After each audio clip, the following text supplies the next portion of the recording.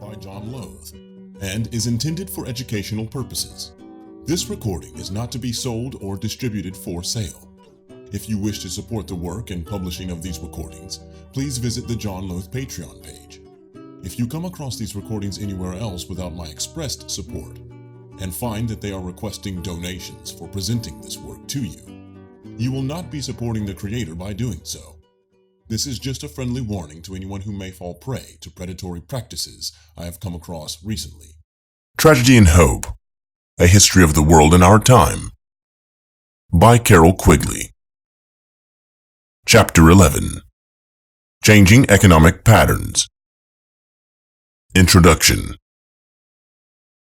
An economic system does not have to be expansive, that is, constantly increasing its production of wealth, and it might well be possible for people to be completely happy in a non-expansive economic system if they were accustomed to it.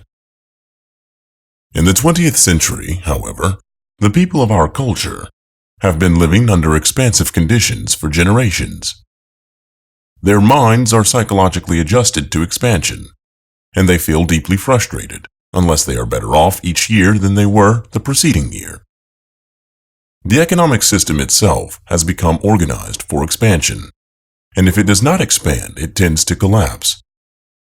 The basic reason for this maladjustment is that investment has become an essential part of the system, and if investment falls off, consumers have insufficient incomes to buy the consumer's goods, which are being produced in another part of the system, because part of the flow of purchasing power created by the production of goods was diverted from purchasing the goods it had produced into savings, and all the goods produced could not be sold until those savings came back into the market by being invested.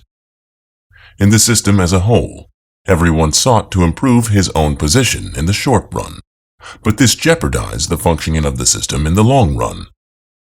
The contrast here is not merely between the individual and the system, but also between the long run and the short run.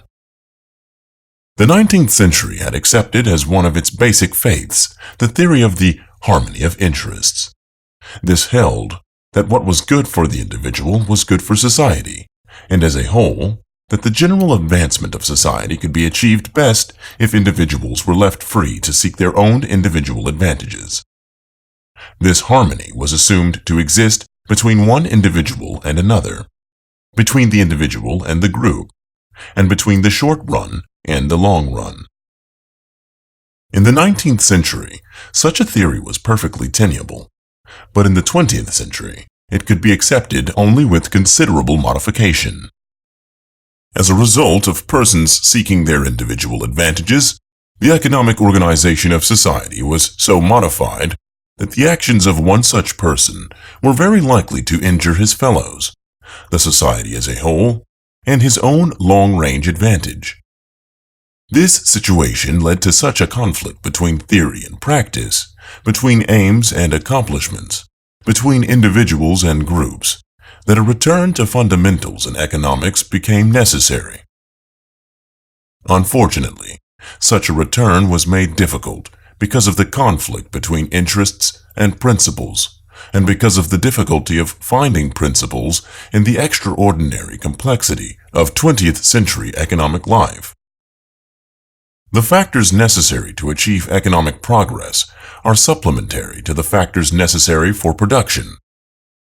Production requires the organization of knowledge, time, energy, materials, land, labor, and so on.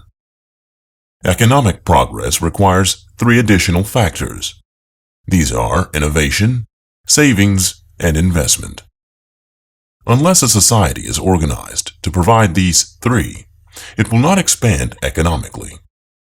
Innovation means devising new and better ways of performing the tasks of production. Saving means refraining from consumption of resources so that they can be mobilized for different purposes. And investment means the mobilization of resources into the new, better ways of production. The absence of the third factor, investment, is the most frequent cause of a failure of economic progress. It may be absent even when both of the other factors are working well. In such a case, the savings accumulated are not applied to inventions, but are spent on consumption, on ostentatious social prestige, on war, on religion, on other non-productive purposes, or even left unspent. Economic progress has always involved shifts in productive resources, from old methods to new ones. Such shifts, however beneficial to certain groups, and however welcome to people as a whole, were bound to be resisted and resented by other groups who had vested interests in the old ways of doing things, and in the old ways of utilizing resources.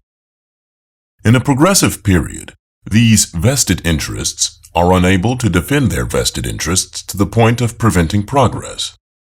But, obviously, if the groups in a society who control the savings, which are necessary for progress, are the same vested interests who benefit from the existing way of doing things, they are in a position to defend these vested interests and prevent progress merely by preventing the use of surpluses to finance new inventions.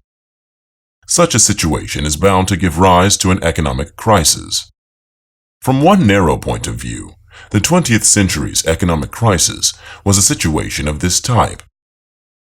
To understand how such a situation could arise, we must examine the development in the chief capitalist countries and discover the causes of the crisis.